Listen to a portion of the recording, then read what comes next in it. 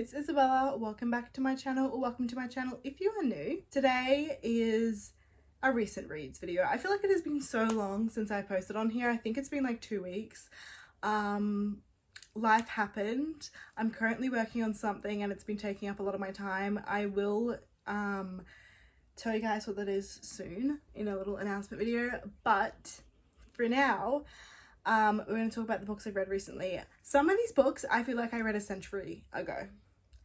By recent reads, I mean like July and August. So these are the books that I read in July and August, not all of them, because I really only talk about the books that I want to talk about and that I have strong feelings towards. There is quite a couple of books that I read that I just didn't want to include. This is kind of the way that I'm doing wrap-ups. I either do them like bi-monthly and I include only the books that I want to talk about, or if I read lots of books in a month, I'll talk about them in like a monthly wrap-up for that month. But I feel like recently I just haven't been reading a lot, which is fine because I've been doing so many other wonderful things in my life, so many other hobbies, which I also will share at some point. I have a lot of video ideas.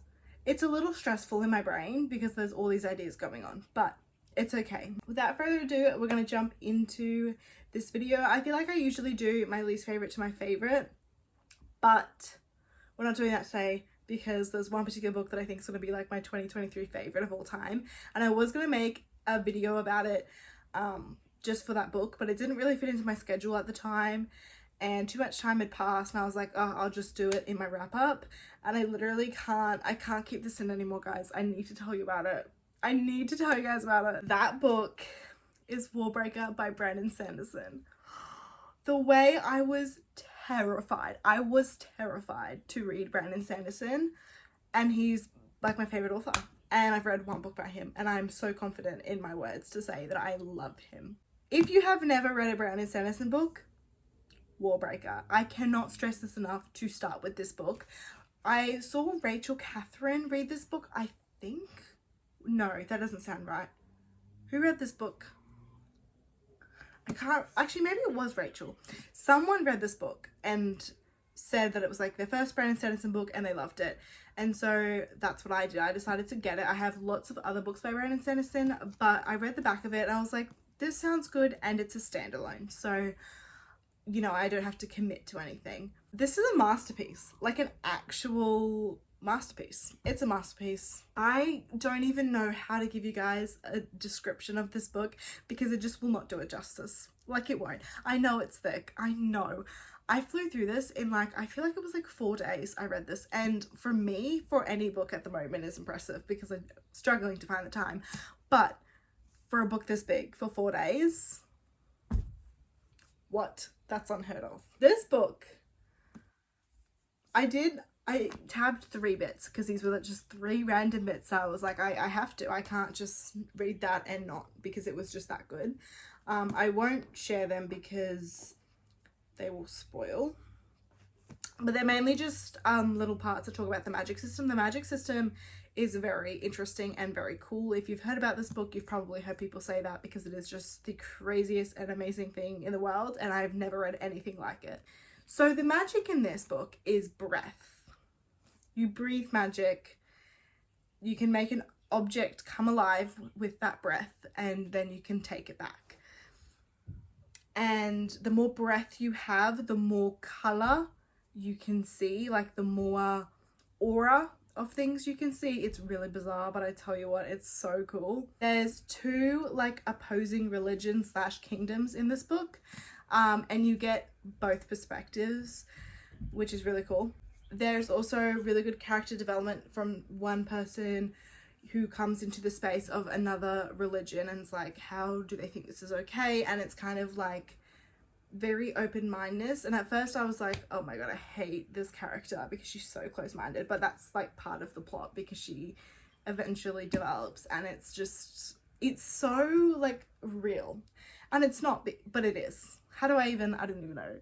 Religion is obviously a very real thing, and whilst it's not the same religion, the topics could relate, and I am not a religious person in any way, okay? If a book is religious, I ain't reading it. I am not reading it. I did not know that this really had religion in it, but it's not religion like our religion. It's completely different, but I just loved it for some reason, which is bizarre to me. I'm gonna read the back for you, but again, I just don't feel like it does it justice, but just so you guys have a better understanding of what this book's about. Warbreaker is the story of two sisters who happen to be princesses. The god king one of them has to marry a lesser god and an immortal trying to undo the mistakes he made hundreds of years ago. Theirs is a world in which those who die in glory return as gods. A world transformed by biochromatic magic, a power based on the essence known as breath, which can only be collected 1 unit at a time from individual people. But it's worth it. By using breath and drawing upon the colour in everyday objects, all manner of miracles and mischief can be performed. Brandon Sanderson proves again that he is a master of what Tolkien called secondary creation, the invention of whole worlds complete with magics and myths all of their own. That is correct. I just can't understand how Brandon Sanderson could think of this. This is one of those books that I read and was like, how did he just come up with that? It is mind-blowing to me that people can just come up with this. I cannot stress enough how much I want to reread it, and I literally just finished reading it. I read this in August, by the way, I think. Or maybe it was the end of July. Either the end of July or start of August, I can't really remember. But it's my pride and joy now. It's my new, and I'm so excited I got this book because I remember in like my last wrap up, I was saying how I feel like my books have kind of not been hitting this year, and I'll be recommending that to everyone. Thank you. Next book. I feel like the next couple of books are all 3.5s. This one might have been a 4. I feel like it was a 4, but I hated the ending. Anyway, We Spread, Ian Reid. I loved this book until the last like couple of pages, and then I'm like, oh, I feel like this book ended on a it ended open-ended. That's what I'm trying to look for. It was an open-ended ending, which they're not my jam. They're not my jam. Then I hate them. I hate them, okay? And I know a lot of horror have them, but if it's going to be an open-ended ending, it's got to be good. And I didn't hate it. Maybe I'm being a bit harsh. I didn't absolutely hate the ending. I read it and I was satisfied, but I wasn't pleased, if that made sense. I wanted more, but I wasn't like disappointed, you know? For an open ending, I think it was pretty good, but I just am not an open-ended girly, and if I knew this was open-ended, I probably wouldn't have even picked it up, but I'm glad I did. It was a very interesting read. This book is about a girl named Penny. She is an elderly woman, and she goes to live in this care facility, but they don't call it a care facility. Anyway, she goes to live in this facility and it's sketchy, and she's trying to figure out if she's crazy because she's old and like forgetting things, or if the place she's at is crazy. And I thought it was very like I was on my toes. I read this in about 2 days, so it was a very quick read. The next book I actually filmed in a reading vlog. Oh, I missed a book. It's okay, I'll talk about it with this book because they're both in that reading vlog, so if you want to see more of my thoughts and stuff, I'll leave it down below. It was like a cozy reading vlog. But the first is Emily Wilde's Encyclopedia of Fairies. I am very proud of myself for reading this and completing it because I actually picked it up a while ago, read a little bit, realized it was cozy fantasy, put it down, and I was like, I'm probably never gonna finish that, to be honest. But I picked it up, I started from the beginning, and I read it, and I actually really enjoyed it. For a cozy fantasy, I was very invested, and I would definitely reread this. I think for me, cozy fantasy is like I need action. I'm currently reading the Very Secret Society of Regular Witches, which I think is classed as cozy fantasy, but it gets compared to the House of Cerulean Sea, which is my favorite cozy fantasy. Anyway, I'll let you know how that one goes. But this one I gave 3.5 stars. I thought it was very good. I enjoyed it. I can totally see why people love it. I feel like if I was more that type of girl, I would love this book. But even for what it was, I did enjoy it. It's about a girl named Emily Wilde who has one fairy left in her encyclopedia that she's creating, and she goes and goes to this place to study this fairy, and that's literally all I can really tell you. But it's like an adventure journey type book, but in a really fun way. You meet really fun characters, and it's also extremely atmospheric. I highly recommend reading this in winter. I probably wouldn't recommend reading in any other season, to be honest. Winter is the season. Other book that is in that vlog is The Worst Best Man. Totally forgot I read this, honestly, but I loved it. I think I gave it 5 stars. I can't even really remember it, so I don't know if I'm going to keep that rating, but I actually have, it was my book club pick, not my book club pick, it was my friend's book club pick, I can't talk today, for July. So we read it in July, and I really loved it, especially for the fact that it's a romance. Like, I was very pleased with it. The female main character was just so lovely. I loved her. She was definitely the star of the show. I feel like I didn't love the male main character, but it wasn't enough for me to rate it lower. Like, he was just okay. I